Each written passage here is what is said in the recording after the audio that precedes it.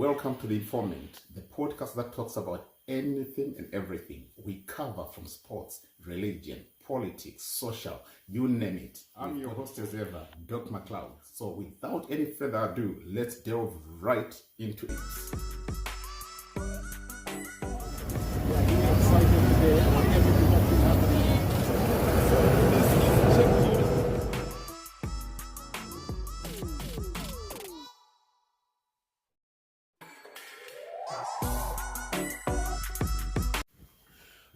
Good day, my good people. I hope you are having a wonderful time and welcome to 2026. I hope you've got bigger plans in 2026 and you are going to stop following people and start to be contributors. Number one, to your life. Number two, to your family. Number three, to your country. Above all, to whatever dream that you have. Dreams are made manifest when we commit to what it is that we have written down. Right, let me bring the issue pertaining our nation of Zimbabwe. 2025 ended up on a very serious roller coaster, and most people ended up being confused, not so sure, understanding what's taking place. Beginning of 2026, it started on a high note, and you saw some people coming, saying things that you never expected them to be saying. There's a statement that was made in Mutare there, which confused a lot of people, and everyone started to point that this very same statement is being targeted to the person of Kudata Gwirei. You see, these are the matrix, but the political matrix within ZANU PF. I don't want many people to be very much involved in the ZANU PF issue, especially if you're not well aware.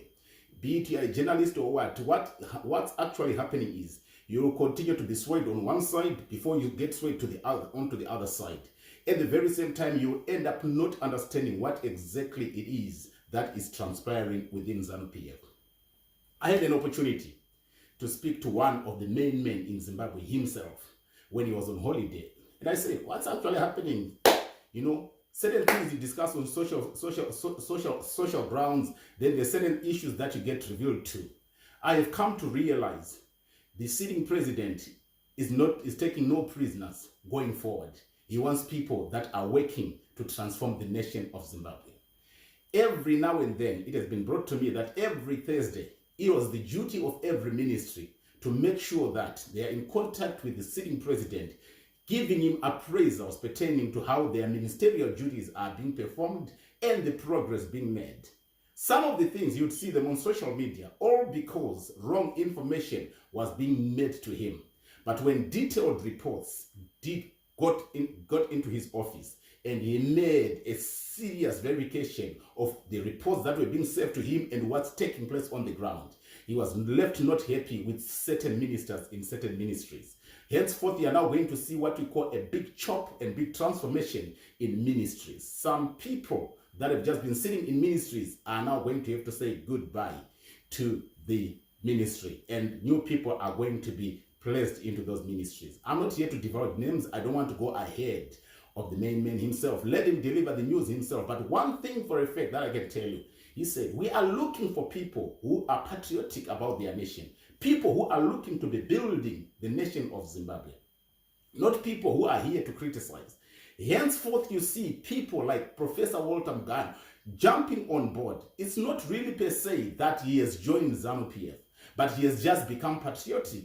Instead of appearing as a critic, like what other people just do, he has decided to step on board and give what we call well-fed advice that will transform the nation and help the nation henceforth to go forward.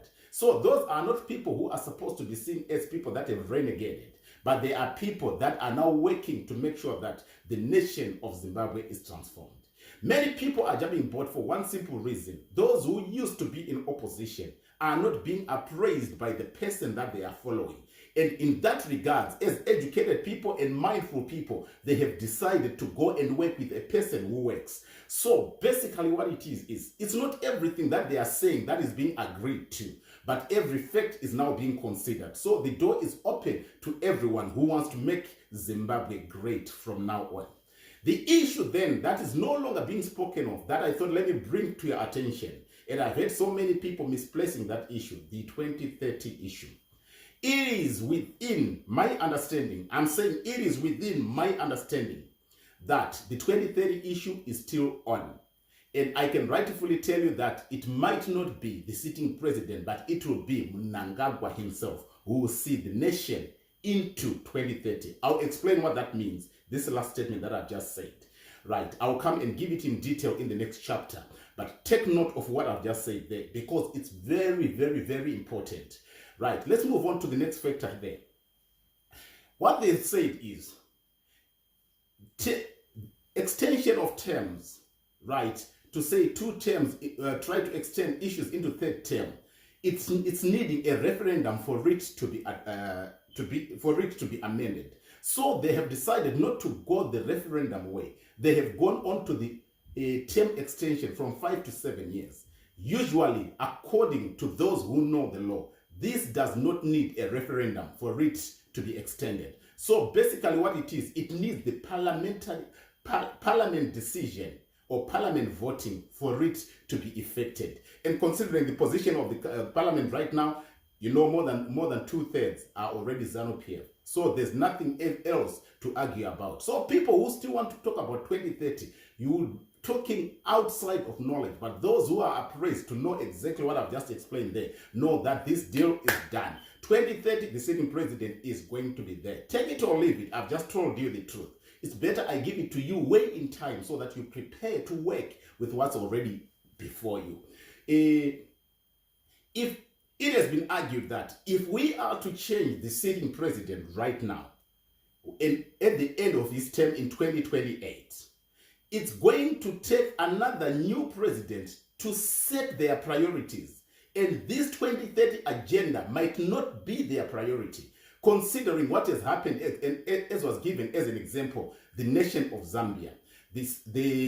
After Edgar Lungu was kicked out, in comes HH, who actually did not continue with the vision that the late Edgar Lungu had. He had his own priorities and he's working in alignment with his own priorities. So basically they say, if we look at the situation in Zambia, where some roads are not yet finished, that was started by the late Edgar Lungu, and you look at HH coming into office and not prioritizing that, but pushing into something else, we can face the same dilemma as a nation of Zimbabwe. If the sitting president is removed, and let's say another person or candidate is brought in as the leader of ZANU PF and at the very same time the leader of the nation of Zimbabwe, they have to work within their own priorities, because it is a matter of you gaining credibility from people. So according to what they are believing, they are saying they have seen progress under the sitting president, which is tangible.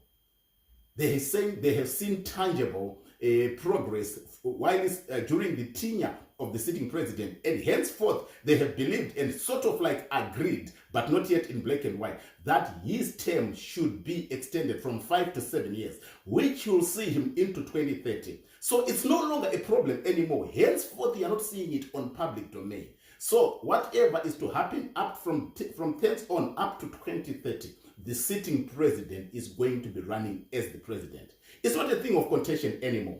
This is already settled. This is already agreed on board. But whoever is going to come and start to be the president or the president of ZANU PF, it's an issue that can be decided in 2027. And that person can come after the sitting president has completed his project and his vision, leading us into a middle-income society by 2030. So on that one, it's a concluded issue. Let's move on to the next factor, which I would want people to understand. A lot of ministers that have been underperforming, not only has the president come to speak himself, but he has come to make sure that he puts an iron hand to see that 2030 is achieved without people compromising in a lot of things. Most of the projects that have been half done are now going to be pushed for them to be completed. And it's now a thing that the president is pushing on to say whoever wants to be patriotic pertaining to the completion of Vision 2030, that person is welcome.